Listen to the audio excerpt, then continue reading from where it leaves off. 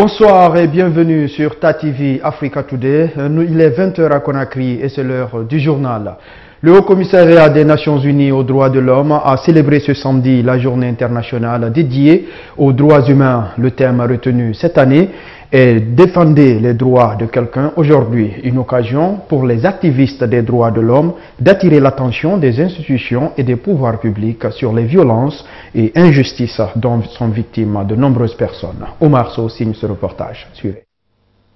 Le 10 décembre de chaque année, l'humanité célèbre la journée internationale des droits de l'homme. En Guinée, ils sont nombreux des défenseurs des droits humains qui ont répondu à cet appel. Pour le représentant de circonstance du Haut Commissariat des Nations Unies aux droits de l'homme en Guinée, face aux violations des droits dont sont victimes des couches, il est temps de se faire entendre.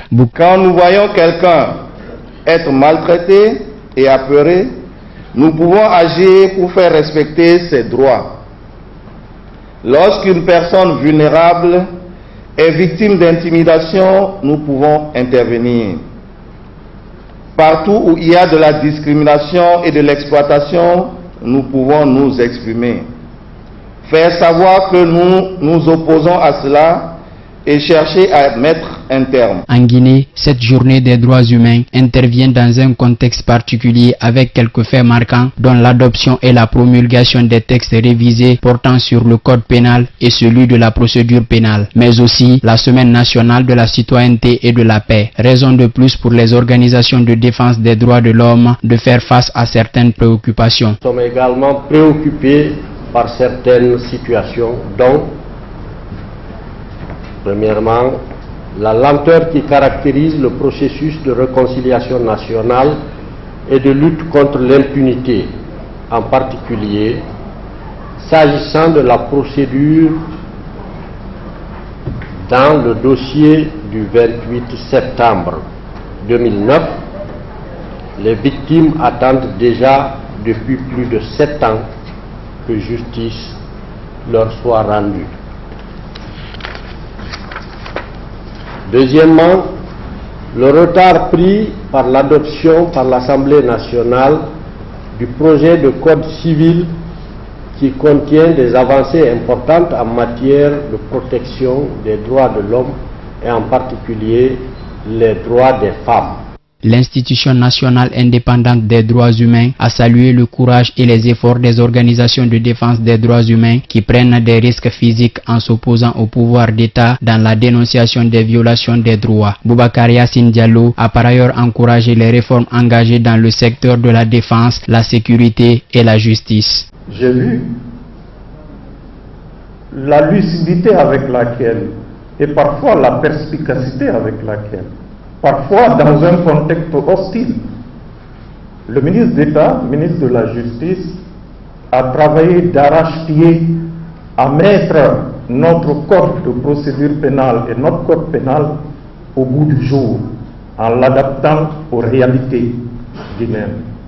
Je pense que cette action mérite d'être saluée, encouragée, mais en même temps, je voudrais exhorter le ministre à poursuivre le travail qu'il a commencé. À l'issue de cette journée dédiée au respect des droits humains, l'INIDH est revenu sur l'article 25 de la Constitution guinéenne qui fait l'obligation à l'État d'inscrire dans l'enseignement les droits de l'homme et si possible de les traduire dans les langues nationales afin de les vulgariser.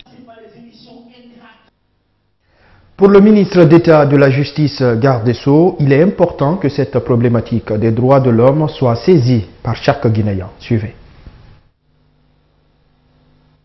C'est ici l'occasion de rappeler à l'État son devoir impératif de protéger les femmes des violations et discriminations auxquelles elles font quotidiennement face, d'interpeller la conscience de l'ensemble de la société guinéenne sur les violations et les injustices auxquelles sont confrontées les femmes.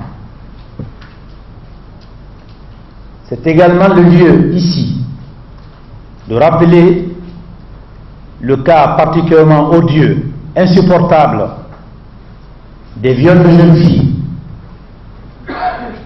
parfois des enfants, dans notre pays. Cette situation qui n'honore pas la Guinée doit mobiliser l'ensemble du corps social guinéen. dans les familles. Vous allez oublier. Sur les lieux de culte. Et particulièrement, il revient à la justice dans toute cette chaîne pénale de faire preuve de réactivité, de vigueur, d'efficacité et de sévérité pour rendre justice à toutes ces victimes. Fin ce vendredi à Conakry du forum régional portant sur la protection sociale. Pendant 3 jours, les participants ont défini des stratégies de mise en œuvre des recommandations issues de cette rencontre. Les initiateurs de ce projet s'engagent à organiser ce forum sur la protection sociale chaque 2 ans dans la capitale guinéenne en invitant d'autres pays du continent. Bamamadou Alpha signe ce reportage. Il a fallu 72 heures au cadre du département de l'action sociale, aux acteurs de la société civile ainsi qu'aux experts de réfléchir sur les voies et moyens pour rendre effective l'accès à la couverture sociale aux 20% des populations dans les 5 prochaines années. Le forum s'est bien terminé. Pendant 3 jours, les participants ont été assidus, engagés, déterminés. Nous avons la politique de protection sociale en main. On s'engage ensemble pour la mise en œuvre, pour la mobilisation des ressources, mais surtout pour la couverture sociale de 20% des couches vulnérables de notre pays. La mise en place d'une politique institutionnelle, l'engagement des décideurs et des partenaires techniques sont entre autres points qui ont retenu l'attention des organisateurs de ce forum. Le forum a fait des recommandations, dont entre autres la mise en place de dispositifs institutionnels contenus déjà dans le document de politique. Il y a aussi l'évaluation. Les engagements ont été pris au niveau politique mais aussi au niveau technique parce que chaque 2 ans maintenant nous allons organiser un forum qui va regrouper les autres pays. Nous voulons profiter de leur expérience. En termes de mobilisation des ressources, monsieur le Premier ministre l'a dit, un fonds va être créé. Il a demandé à ce que le ministère du Budget œuvre dans ce sens et nous réfléchirons sur les financements innovants, aussi l'accompagnement de nos partenaires au développement. Après la présentation de la première politique nationale de protection sociale au chef du gouvernement guinéen et la tenue d'une réflexion sur les conditions de faisabilité de ce programme, quelle sera la prochaine étape? Dans les jours à venir, c'est l'élaboration d'un plan d'action de mise en œuvre et la mobilisation des ressources pour l'atteinte des objectifs consignés dans cette politique. Reste à savoir si la couverture sociale en faveur des 20% des Guinéens à l'horizon 2021 sera bel et bien effective à la date indiquée. La conférence sous-régionale du réseau des femmes africaines, ministres et parlementaires des États francophones de l'Afrique de l'Ouest s'est achevée ce vendredi à Conakry. À l'issue de la rencontre, une déclaration commune a été adoptée. Une contribution du REFAMP qui vise à appuyer les réflexions de l'Union africaine sur les questions de mortalité, maternelle, de planification, mais aussi de lutte contre les violences basées sur le genre. Aïssata Fofana. Après des échanges pour l'élaboration d'un plan d'action régional concerté de plaidoyer en faveur de la promotion de la santé maternelle et infantile, la planification familiale ou encore la lutte contre les violences basées sur le genre, le REFAMP a fait une déclaration appelée Déclaration de Conakry 2016. Cela pour la prise en charge de ces préoccupations dans l'agenda de l'Union africaine. Considérant la vocation du REFAMP et des organisations de la société civile à contribuer et accompagner efficacement le processus d'élaboration, de mise en œuvre, de suivi et d'évaluation des politiques publiques dans leurs états respectifs.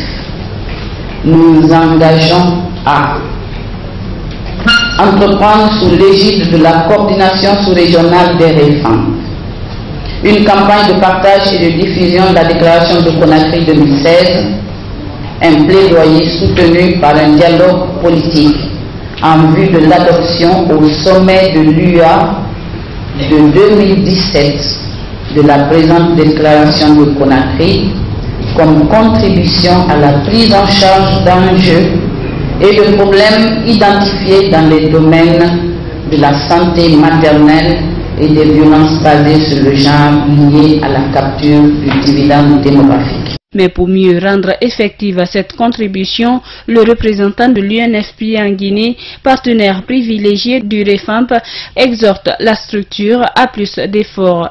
J'exhorte l'ensemble des REFAMP à maintenir cet élan de solidarité agissante pour la mise en œuvre des initiatives régionales et nationales identifiées afin de mieux asseoir cette contribution. Je saisis cette occasion pour vous féliciter de la qualité des débats qui ont caractérisé cette conférence. Et cela dans l'objectif de mise en œuvre effective de nos engagements pour une transition démographique réussie. Car des progrès notables ont certes été réalisés, mais beaucoup d'efforts restent encore à faire.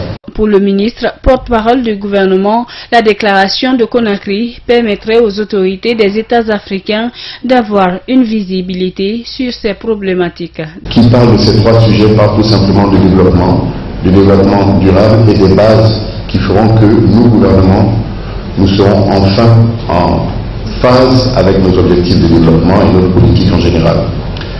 Je puis prendre acte de votre engagement de faire un plaidoyer au prochain sommet de l'Union africaine. C'est un engagement fort et nous espérons que vos activités de suivi et d'évaluation des politiques des différents gouvernements permettront de produire les effets escomptés, la prise en compte de ces différents thèmes si importants pour nous et pour l'ensemble de nos populations. En Guinée, par exemple, ces questions de femmes deviennent de plus en plus préoccupantes. Des chiffres démontrent que le pays enregistre 724 décès pour 1000 naissances vivantes et seuls 7% des femmes ont accès aux méthodes de planification familiale. Pour les cas de viol, le ministère de l'Action sociale a recensé en 2015 25 cas de viol sur mineurs. Inauguration ce samedi du Grand Marché de Conakry, un bijou qui, selon le ministre de l'Aménagement et du Territoire, participe à la modernisation de la ville de Conakry. Le Séni Camara a recommandé aux familles qui sont dans le voisinage d'éviter de jeter les ordures dans les caniveaux. Saloum Kondé. Ce nouveau marché est construit dans un endroit autrefois considéré comme un bas-fond où l'inondation était fréquente. Bâti sur une superficie de 54 000 m², le grand marché de Conakry est composé de 560 boutiques, une centaine de bureaux et environ 1000 banquettes gratuitement offertes aux femmes. Elles serviront de table pour les vendeuses de condiments. Pour la présidente de la délégation spéciale de Matam, ces marchés pourraient aussi réduire une importation désordonnée des produits locaux. Quand on parle du marché, on parle d'échange. Et c'est par la production que nos marchés seront bien fournis en produits locaux. Ce qui aura pour effet d'entraînement de réduire efficacement l'importation désordonnée et de produits de première nécessité dont la qualité n'est souvent pas évidente. Ce marché fait la convoitise des femmes à travers la capitale et d'autres infrastructures pourraient être construites pour améliorer la qualité des marchés de Conakry. Vous allez voir qu'une bonne partie de Madina va devoir déménager ici, surtout en ce qui concerne les femmes vendeuses de nos condiments, du poisson, de la viande et autres. Quand on voit l'intérieur des 3 hangars donné gratuitement à la Guinée par le promoteur, vous devrez comprendre que beaucoup de ces femmes aujourd'hui voudraient évoluer ici. Et voudraient évoluer ici parce que c'est une belle infrastructure. Nous pourrons entamer la rénovation ou la reconstruction des autres marchés comme Madina, comme Niger qui est déjà sous convention et qui devrait démarrer très bientôt. Le ministre de l'Aménagement et du Territoire a expliqué les précautions qui sont prises pour éviter d'éventuelles inondations. Les caniveaux que vous voyez, une personne de 2 mètres, de taille de 2 mètres peut marcher dedans jusqu'au niveau de la mer. C'est pour vous dire que dès qu'il y a une tentative de bouchage de ces caniveaux, vite fait, nous pourrons le faire sans encombrement. Mais avant, il était très difficile. Même courbé, on ne pouvait pas marcher dedans. C'est pourquoi aujourd'hui, vous avez constaté lors des dernières pluies qu'il n'y a pas eu d'inondation ici. et nous allons suivre. Mais qu'est-ce qui est important? C'est le comportement de toutes les familles qui sont en amont, qui sont sur les collines, qui doivent désormais éviter de jeter les ordures hors de leur concession pour venir envahir ces caniveaux-là. Selon le ministre de l'Aménagement et du Territoire, la salubrité de ce marché dépendra de la sensibilisation que va faire la commune au niveau des populations riveraines. Le Diassador a connu sa 5e édition ce vendredi. 12 journalistes ont été récompensés pour leur mérite dans l'exercice de leur métier. La radio Chéri FM Guinée et la télévision TATV ont figuré parmi les lauréats. Le prix du meilleur technicien radio est revenu à Kandé Oumar Kamara et l'équipe de la Tribune de l'Actualité Plus a eu le prix de meilleure émission télé. Saalou Yambouno nous en dit plus. Suivez. Ils étaient plus d'une 50aine au départ, mais à l'arrivée, le jury a retenu 12 qui, à ses yeux, se sont mieux illustrés par la qualité de leur travail. 12 lauréats, parmi lesquels figure Kandé Oumar Kamara de la radio Chéri FM Guinée. Il rafle le prix de la catégorie meilleur technicien radio. C'est la réjouissance chez le bénéficiaire. Je vous avoue que c'est mon deuxième prix comme ça là, que Diassa me donne. Je suis vraiment content et ému. Je dédie ce prix à mon papa actuellement qui est hospitalisé, Agnès qui est malade. Et je prie le bon Dieu de lui donner sa santé. Au compte du groupe SGI Média, Kandé Oumar Kamara n'était pas le seul nominé. Aboubakar Kandé et Daouda Mohamed Kamara de la Tribune de l'Actualité Plus ont eux bénéficié du prix du meilleur animateur TV. Pour le directeur de l'information de SGI Média, c'est un effort qui est récompensé. Ce prix montre que c'est une équipe qui gagne puisque la Tribune de l'Actualité Plus, c'est une émission dans laquelle plusieurs personnes interviennent, des animateurs mais aussi des réalisateurs radio et télévision. Le message c'est d'interpeller tout le monde pour que chacun comprenne que c'est le travail qui paye. Autre prix décerné, c'est celui du meilleur présentateur télé qui est revenu à Ali Kamara de la RTG Koloma.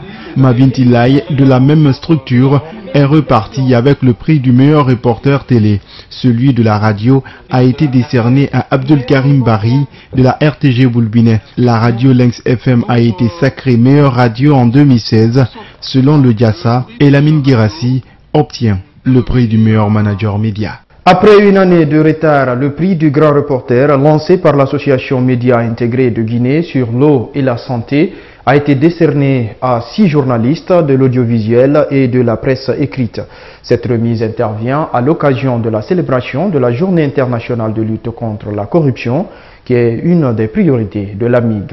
Selon les organisateurs, certains participants n'avaient pas la maîtrise de la langue française. Buntourabi Keita. Au total, 21 journalistes ont participé à cette compétition sur l'eau et la santé qui a été lancée depuis octobre 2015. Le prix du grand reporter de la catégorie télé a été remporté par Kadiatou Diallo du groupe de presse Gangan et le deuxième prix de la même catégorie est revenu à Mariam Bayloli de TATV. Mais au dire des responsables de l'association Médias Intégrés de Guinée, la crise Ebola a provoqué le retard de la remise des différentes distinctions. De 2014 à 2015, la Guinée a été frappée de plein fouet par la fièvre hémorragique à virus Ebola, qui a fait plusieurs victimes et fragilisé l'économie nationale. Pour les ONG nationales comme la nôtre, les conséquences se sont en fait ressentir par le manque de financement. Les partenaires ayant changé de priorité. Comme on le dit souvent, l'homme propose, Dieu dispose. Ceci n'a pas été sans incident pour notre association qui a failli perdre toute crédibilité auprès des médias. Nombreux sont les candidats qui nous ont régulièrement interpellés sur la date de remise de ce prix. La plupart n'y croyaient plus. Les membres du jury ont déploré la faible participation des hommes de médias à cette compétition. Ils ont aussi signalé que certains participants n'avaient pas la maîtrise de la langue de Molière. Nous avons tiré des remarques et nous estimons, nous pensons, nous souhaitons que les uns les autres, surtout les futurs candidats, surtout les organisateurs, tiennent compte de ces remarques. Il y a des articles de presse écrits et en ligne trop longs. Vous savez que dans les termes de référence, on a parlé de 3000 mots, même si à notre niveau, nous avons essayé de réajuster, de définir sa richesse. Vraisemblablement, il fallait mettre plutôt signe. Il y a un sérieux problème de niveau des langues. Vous savez, surtout quand on est dans le domaine de la presse écrite, et le niveau des langues, c'est le langage soutenu. Il faut un langage quand même soutenu, acceptable. Les nominés de ce concours ne se sont pas mobilisés en grand nombre. Seulement la lauréate de la catégorie télé était présente dans la salle. Avec un sourire aux lèvres, Kadietou Diallo s'est réjoui de sa distinction. Après la remise des prix, l'association Médias Intégrés de Guinée a demandé aux journalistes de fortement participer aux prochaines éditions pour lutter contre la corruption. Sur le continent volte-face de Yaya Jammeh en Gambie, le président sortant a annoncé qu'il n'acceptait pas les résultats de l'élection présidentielle. Il y a une semaine, il avait pourtant reconnu sa défaite face à Adama Barrow. Celui qui a dirigé la Gambie pendant 22 ans demande un nouveau scrutin. Suivez. Contre toute attente, le président gambien fait volte-face. Il rejette le résultat de l'élection présidentielle, après avoir dans un premier temps reconnu sa défaite. Nous allons retourner aux urnes parce que je veux m'assurer que tous les Gambiens puissent voter grâce à une commission électorale qui serait indépendante, neutre et libre de toute influence étrangère. Yaya Jammeh avait d'abord félicité son adversaire Adama Barrow pour sa victoire. Une allocution retransmise en direct à la télévision d'État. Mais depuis, la commission électorale a reconnu une erreur dans le comptage des voix, ramenant l'écart entre les deux principaux candidats à 19 000 voix seulement. Il n'en fallait pas plus pour le chef de l'État. Parmi les réactions à sa déclaration, le Sénégal, voisin direct de la Gambie, condamne et réclame une transition pacifique du pouvoir. Même discours du côté américain, le département d'État dénonce une violation de la confiance des Gambiens. Depuis l'élection, ces derniers espéraient une transition vers un régime plus démocratique, après 22 ans de pouvoir autoritaire. Le résultat du vote ainsi que la libération d'opposants allait dans ce sens. Une semaine de liberté, douchée par le coup de théâtre présidentiel. En France, le gouvernement propose la prolongation de l'état d'urgence jusqu'au 15 juillet.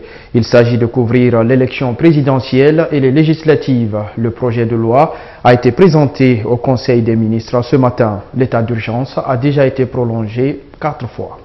Cette nouvelle prolongation, la 5e depuis l'instauration de l'état d'urgence, au soir des attentats du 13 novembre 2015 à Paris et à Saint-Denis, est absolument indispensable pour assurer le plus haut niveau de protection possible à nos concitoyens. Chacun doit bien avoir à l'esprit la réalité du contexte que nous traversons, celui d'une menace terroriste qui persiste à un niveau particulièrement élevé.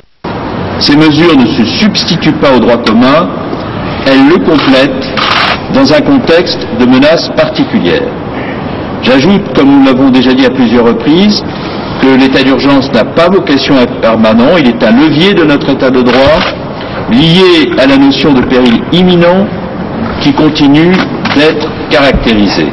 Et puis aux États-Unis, soucieux de laisser les choses en ordre avant de donner la Maison-Blanche à Donald Trump, Barack Obama a réclamé en début de semaine un examen complet du processus électoral de 2016. Le Washington Post révèle aujourd'hui une partie du rapport de la CIA. La Russie aurait piraté les mails de l'ancien directeur de campagne d'Hillary Clinton. Suivez. La Russie a-t-elle joué un rôle pendant la présidentielle américaine pour aider Donald Trump à gagner? Le président Obama a des doutes. Il vient de demander une enquête complète. Le porte-parole de la Maison-Blanche l'a annoncé hier, officiellement. Le président, en début de semaine, a demandé un rapport complet sur les piratages informatiques menés pendant la campagne présidentielle. Nous ne voulons pas remettre en cause les résultats de l'élection, nous voulons juste protéger l'intégrité de notre système démocratique. Pendant la campagne, notamment à 10 jours du scrutin, de mystérieux piratages informatiques ont porté préjudice à Hillary Clinton. Des emails classés secret défense ont été rendus publics et elle a été accusée de négligence. Donald Trump, dans ses discours, a fait parfois des allusions étranges. La Russie, si vous m'entendez, j'espère que vous allez trouver ces 35 000 emails d'Hillary. emails. D'après le Washington Post, la CIA, dans un rapport secret, mettrait clairement en cause le rôle de la Russie. Pour Donald Trump, ces accusations sont ridicules. C'est devenu risible. À chaque fois que je fais quelque chose, ils disent « Oh, c'est la Russie qui s'en est mêlée ». Ça pourrait être la Russie, la Chine ou n'importe quel type chez lui dans le New Jersey. Le président Obama a exigé que le rapport d'enquête lui soit remis avant le 20 janvier prochain, date de la passation de pouvoir. Et il a promis que les membres du Congrès seront tenus informés.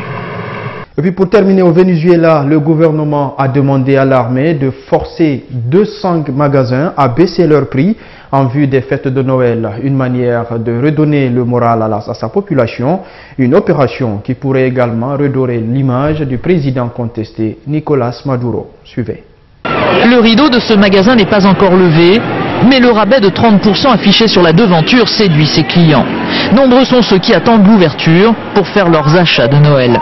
Une baisse des prix aucunement décidée par les commerçants, mais par le gouvernement et plus précisément par le SUNDE, la superintendance nationale pour la défense des droits socio-économiques. Une armée de bureaucrates s'est chargée d'organiser elle-même ses soldes dans 200 magasins de Caracas. Une façon de dénoncer les prix trop élevés pratiqués selon elle par les commerçants. Certains auraient appliqué des hausses de 300 à 400%. Il y avait une violation flagrante des droits individuels et collectifs. On savait qu'il y avait un large processus d'augmentation artificielle des prix. On a donc ordonné la réduction immédiate des prix dans les établissements commerciaux. Ces magasins doivent savoir qu'ils ne peuvent pas interpréter la loi pour leur simple profit. Cela est illégal. Ils doivent réfléchir à l'intérêt commun. Englués dans la crise économique, ces clients vénézuéliens se frottent les mains. Ils peuvent enfin acheter à bas prix. Mais du côté des commerçants, ces soldes forcés organisés en présence de l'armée sont malvenus. Beaucoup accusent les bureaucrates de n'avoir même pas regardé les prix pratiqués dans certaines enseignes, ce qui pousse selon eux à des ventes à perte, voire à des faillites. Mais dans un pays où l'inflation est la plus forte au monde, où les habitants ont du mal à joindre les deux bouts, ce coup de force du président Nicolás Maduro, dont l'impopularité bat des records, pourrait l'aider à redorer son blason. Voilà, mesdames et messieurs, ainsi prend fin ce journal. Merci à vous de l'avoir suivi et passez une excellente soirée en compagnie des programmes de TATV Africa Today. Bon week-end à tous.